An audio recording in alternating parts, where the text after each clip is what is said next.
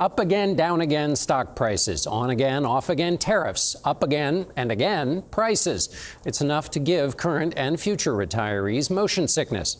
Workers in the first quarter of the year saved a record 14.3% of their income for retirement, but the value of the average 401k fell by 3%. In tonight's Eye on America, Jill Schlesinger checks back with a couple we met last year as they were looking down the road to retirement. Dinner at the Gomez home outside Boston provides a textbook image of the sandwich generation. Here you go. 3 sets of relatives living under one roof. A club sandwich has a lot of layers, and we have a lot of layers. It's not the easiest way to save for retirement, as they told us when we first met them last year. Back then, their nest egg was healthy and growing. Stocks were climbing, hitting an all-time high by February of this year. But they cratered with the start of the trade war in April, only to climb back and recover most of the losses. I feel like I'm on a roller coaster. You just hope that if we're going to be on the downturn now, will we be on the upturn when we decide to retire?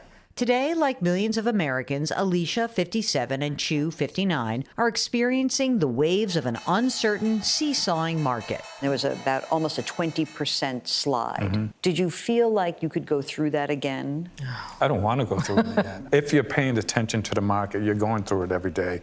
43 million people are about that age. These gyrations can trigger rash decisions, says labor economist Teresa Ghilarducci of the New School for Social Research. We have a name for living through that kind of volatility, and it's called scarring. How do I help those folks or prevent that scarring from causing them to act in a way that's detrimental? In times of financial crisis, do not talk to your friends or your family about what to do. Take a breath, take a minute, and rely on expert advice. Alicia, who holds down 2 jobs, had thought maybe she'd cut back work at 62. Chu, who works in logistics, thought 65. Now they've adjusted that mindset.